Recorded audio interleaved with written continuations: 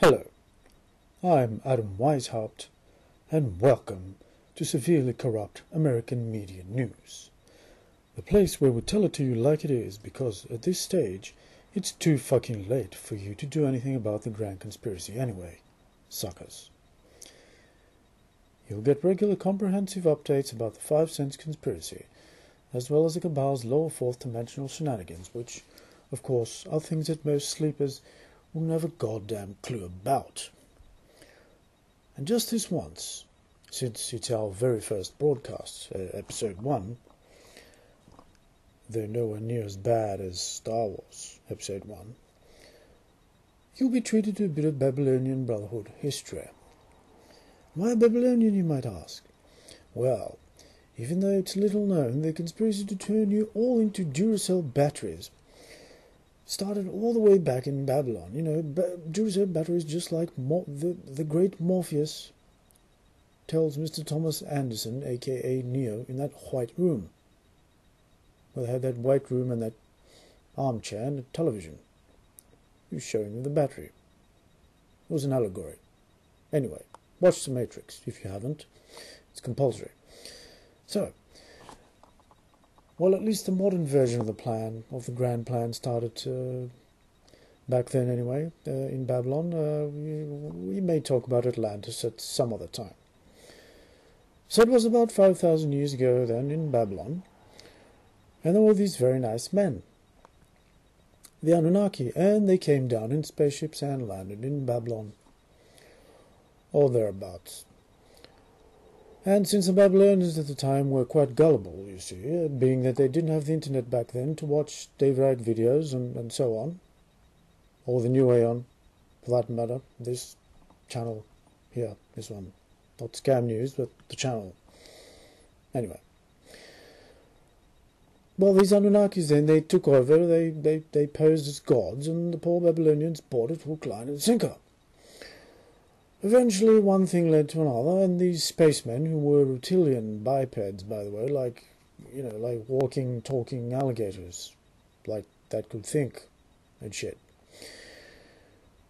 In case I didn't mention that before, that they were reptilians. They decided it was easier for them if they just created proxy bloodlines that would rule in their stead. So either through actual intercourse or genetic engineering, or probably a bit of a combination of them both, they somehow or other mingled their DNA with the most powerful, ambitious chieftains of the day, thus creating what we now call royal bloodlines. Royal my ass, but whatever, that's how the story goes. I'm just here to tell you how it is. I have no part in this. So these biped reptiles slowly disappeared from the center stage, from the scene, so they were not out in the open anymore, and they began working more and more from the shadows, behind the scenes, from their secret societies and so forth. So because, you see, they're mostly situated in the lower fourth dimension, you see, or lower astral. So they don't like going through all the trouble of having to maintain a presence in the 3D 5 Cents world. See, it involves blood drinking and all those unsavory things that people like Father Bush, the Queen, and the popes like to often do. So the draconian reptilians thought it best to outsource the evil, let's say, to the so-called royal bloodlines. And this, ladies and gentlemen, is a condensed version of why the world is seemingly so screwed up today and controlled by a tiny little amount of people that own about 80% of the planet's wealth and resources. So there. And now for the news. The harp attacks on the planet have reached an all-time high in the past month due to the Cabal's desperate attempt to reduce the ever-rising vibrational frequencies of the planet. This is bound to fail, of course, but the Cabal, being who they are, must play the role they were born to play. Much like archetypal Hollywood villains, they actually believe they're going to win, which is why they do what they do, of course. Much like real-life Emperor Palpatines from the end of Return of the Jedi, where they think they will win until the very last minute, when they are thrown down the shaft. Politics. As you already know, or if you don't know, you should anyway, Jeb Bush is running against none other than Hillary Clinton next year, which is a real breath of fresh air, to be honest. Ha, just kidding, it's actually the same shit all over. And we planned it that way, of course. If you silly sods don't wake the hell up, you'll be ruled by the Bushes, Clintons, and Rothschilds for another 1,000 years. Take it from me. Now, the police. The police are becoming more and more militarized day by day and will eventually end up being merged with the military. What you're witnessing, in fact, is the birth of the global Fourth Reich. And it is done for, quote-unquote, your protection. On the money and taxation front, nothing much has changed really, except the fact that taxes are getting higher, wages are getting lower, and jobs are now harder to find than ever before. In other words, everything's going just as planned. The complete destruction of the Western world's economy, and North America's in particular, is just around the corner. Before you know it, you'll be seeing Made in China written on American dollar bills. And if you think that was a joke, you haven't understood what this program's all about.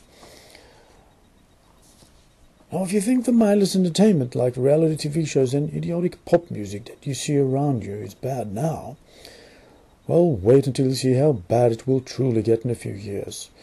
That's all I care to tell you about that one.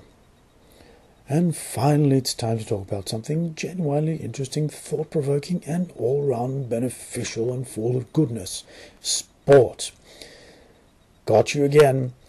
It's called sarcasm, you see, saying the opposite of what you really mean. The truth of the matter is that sport is just designed to keep the masses preoccupied so they won't have the requisite time and mental energy to figure out that they're nothing more than slaves to invisible masters.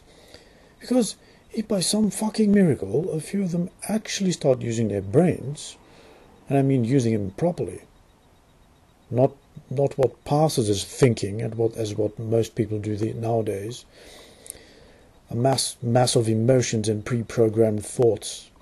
Anyway, that was a large parenthesis. We may get into it on later episodes. In later episodes. Sorry, my grammar. It's all over the place because I'm trying to do this strange, non-existent British accent, and it clashes with my strange Australian accent. Anyway, but if some of these people actually start using their brains, it could catch on, and then everyone would start thinking. And we don't want that sort of thing around here. This is the worst thing that could possibly happen in the world. We don't want that. That's all for tonight, ladies and gentlemen. Thanks for watching, and I'll see you next time. And remember, you don't need to use your brain, because we do all the thinking for you. It's a win-win. We do everything for you. We provide to you like parents would to little helpless little children. And you get to be our slaves, so everyone's happy. Oh, and by the way, I do realize I left out the most important of all, the weather report, but you knew what I was going to be anyway. Chemtrails, chemtrails, and more chemtrails.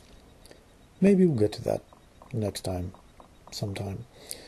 So, please share this far and wide, and also don't forget to subscribe so I can get more views and make more money to pay for my cocaine habit. Being an Illuminati higher up, of course. You knew I would have some sort of drug habit. Thank you for understanding. See you next time.